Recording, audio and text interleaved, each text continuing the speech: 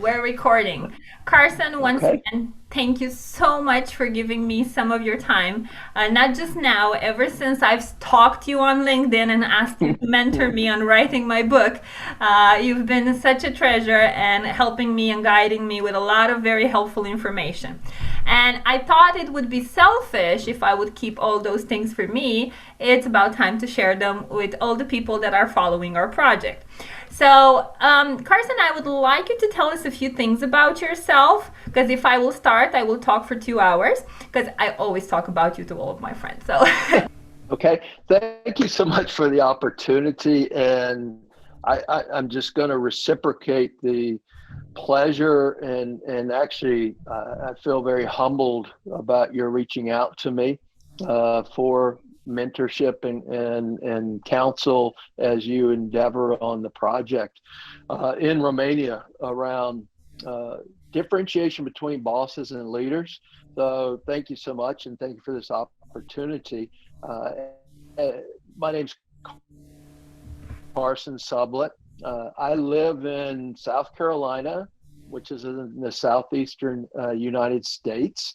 Uh, I've I'm an older guy, so this is my last annual uh, period of time being in the 50s. So getting ready to have a milestone in 2021, and through that I've been blessed with just a wonderful career over 30 years working in different corporate roles, starting in really a pivotal role out of my university, working on a night shift in a cotton mill manufacturing cotton yarn and working with a group of people and literally let me leverage some of the learnings that I had growing up and playing sports and understanding organizations, understanding what motivated myself and what could and would motivate other individuals to be their best and what kind of environment that took for them to work in. So I've worked predominantly in my career in the pharmaceutical industry and biotech industry. I have focused primarily in leading operations, manufacturing organizations that produce phenomenal medicines that have enhanced and or saved many lives, and a lot of uh, personal pride in the organizations and the people I got to work with, who intellectually, scientifically, technologically are so gifted and superior in my capabilities in those areas. But yet, what could I bring as a leader to these wonderful people was around how do we put in place an organization, a work environment, a culture that allows those individuals to truly explore and accentuate beyond their own desires what they could achieve individually and collectively as a team. And as I went through my life and career, I found, and I'm probably getting into subject but off subject, but what I found through perfect. that time in career is, yeah.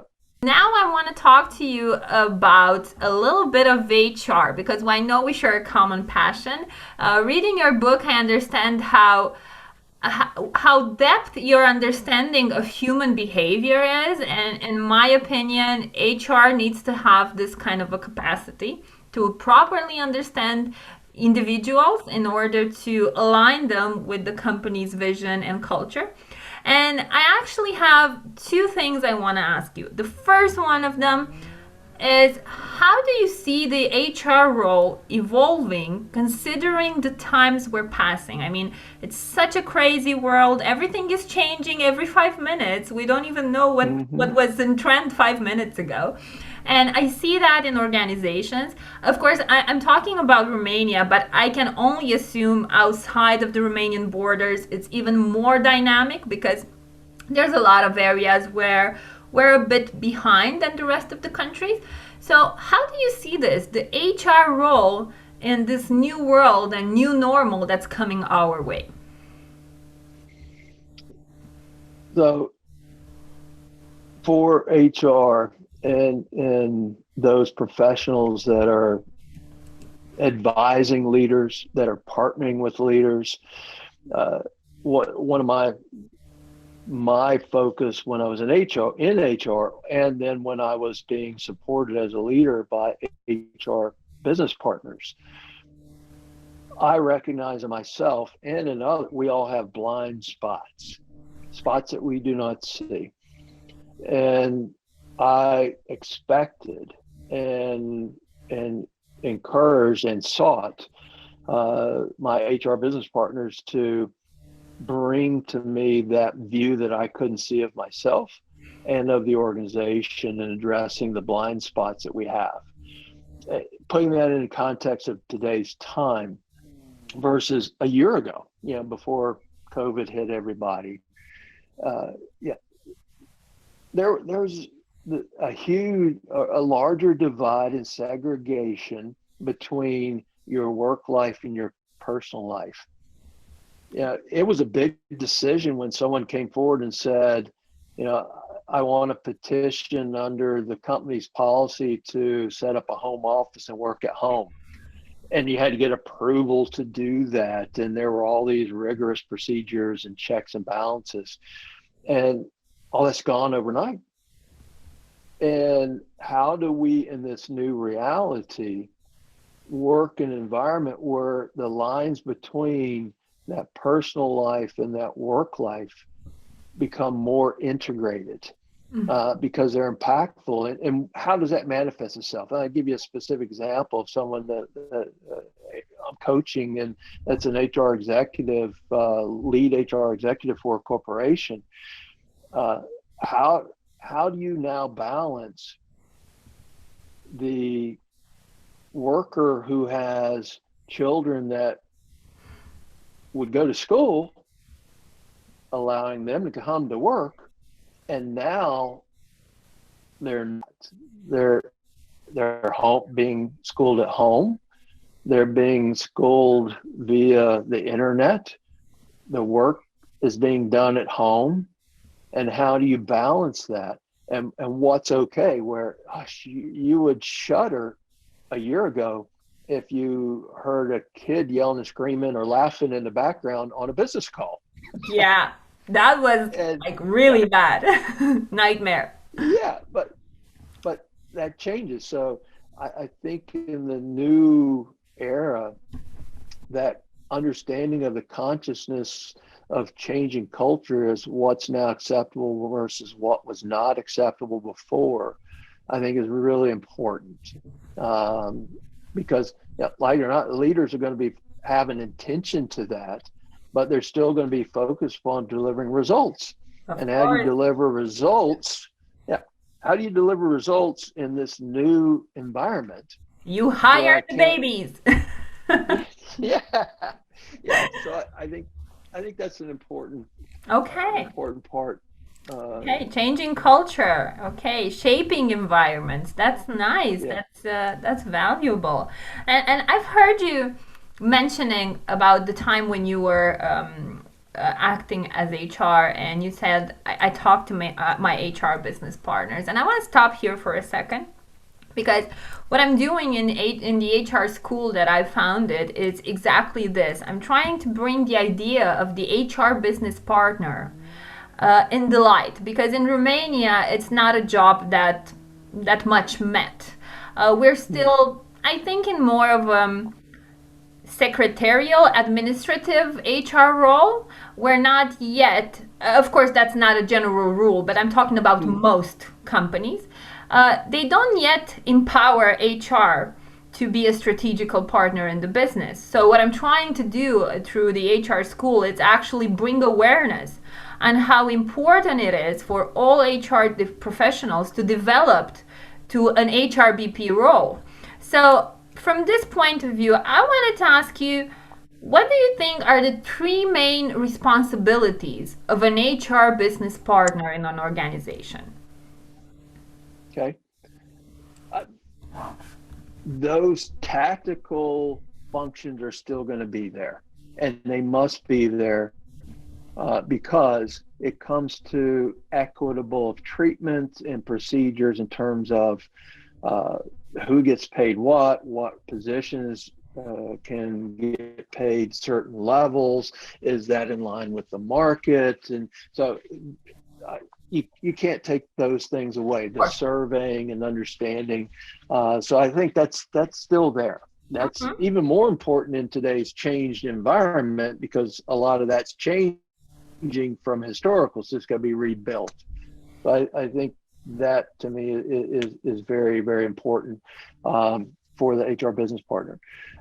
The second one, and to me, for anyone that's in a leadership role that may not see the HR business partner as that, as a business partner. They see them more as a, as you said, secretarial or tactical functionary for them.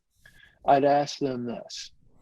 So, as you're sitting down assessing your leadership team, organization, it would be unethical for you to talk about this leader's performance with this other leader on the team.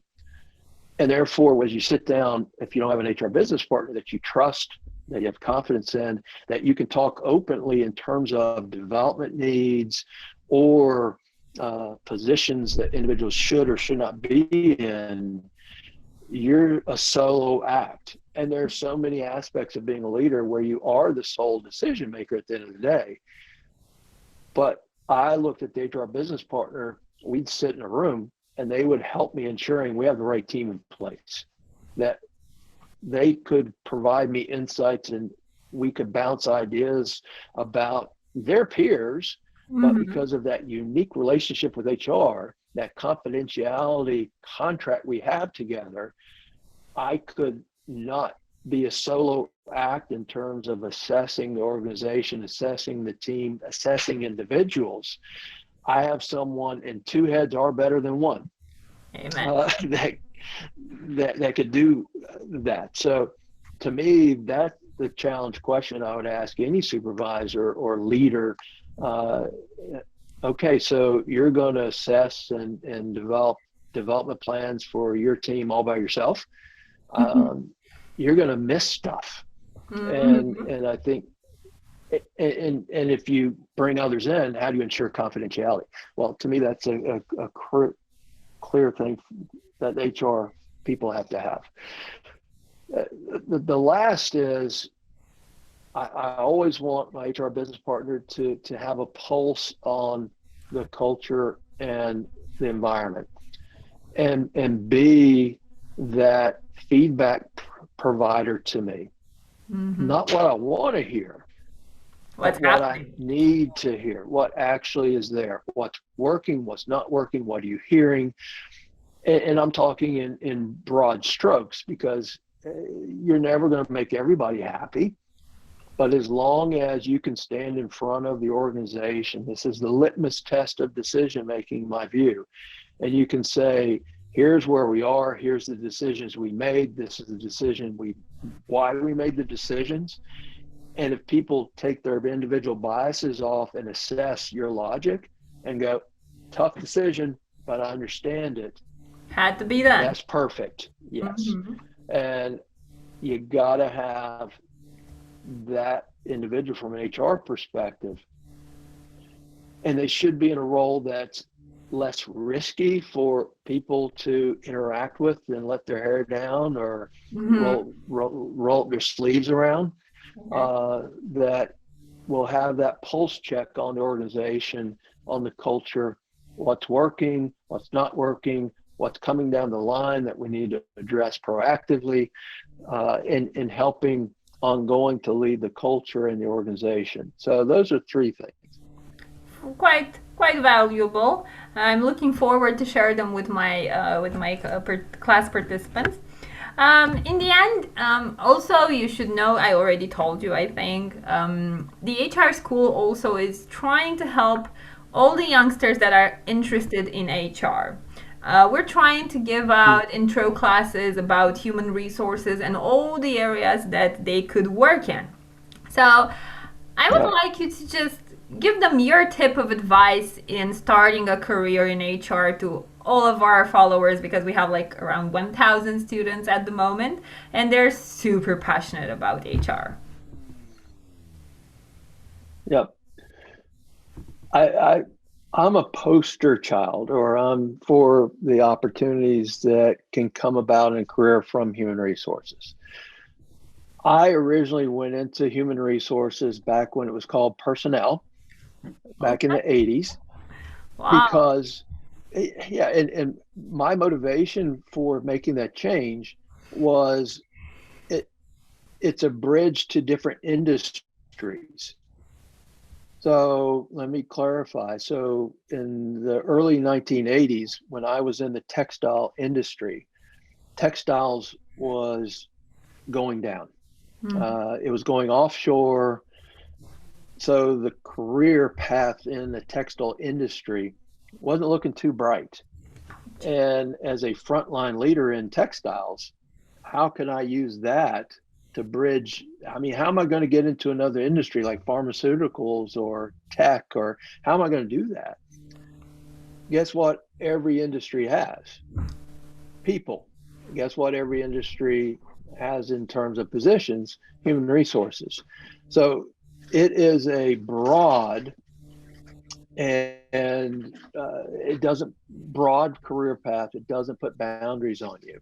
So that would be number one, and from my experience. Number two, in my experience, because this is a challenge I received so many times in interviews, is how does someone go from being in human resources to being the vice president, general manager, leading operations of a pharmaceutical business? How do you do that? That doesn't happen. You're not technical, you're not an engineer, you came from HR. Well, my response comes back to is because HR is a great training ground, development field to understand how all that technology can be employed through people. So you can learn that. And as an HR advocate, and I'll put this out as a challenge to your students, don't approach it just as I'm in HR. I don't need to understand finances. I don't need to understand operations or quality control. In my days in HR, I would block out time and I'd do every other week. I'd go in at 9 at night and work till 3 a.m. and go out in operations or in laboratories and learn jobs. I would work with the people to And understand that too. what they do. Yeah, to because how can you advise leaders of the business if you don't know what it takes to run Oh, the business? The other piece of that, what that did was my interest in learning other individuals' jobs opened up the door for them to be comfortable to talk to me about other things we could do to make the job business better. mm-hmm. So don't get caught into I'm HR, I don't Do do this. that. No, yeah, you're HR. Yeah, if you don't know how those transactions are recorded, if you don't know how those batch records are filled out, if you don't know how that customer service call script works, Mm-hmm. then you're not going to be effective. So the HR field allows you, it empowers you, and expects you to go out and learn the business. And that's how I was able in my career to go from HR into leadership, is the people and leadership understandings, but also the technical acumen, because I invested my own time to learn how this business works from the ground up and through the people that do it. I'm So so those happy. three. I'm so happy to hear all these from you, because we're also promoting in the HR school the idea of skill development planning, and that's Mm, exactly what we're trying to teach our students, regardless of the area you want to work in, regardless of the domain. Just make sure you plan for your skills, you save time for it, and you invest in yourself. And it turns out, as you told me in our previous interview, reflective learning all your yep. life. So it seems to be the Yeah. secret. Carson, it's been such a pleasure. Thank you once again so much for everything. And I'm pretty sure we're going to have more occasions to talk about HR and leadership Okay. and many other topics. Thanks a million for I everything. hope so. Bye. Thank you. Bye.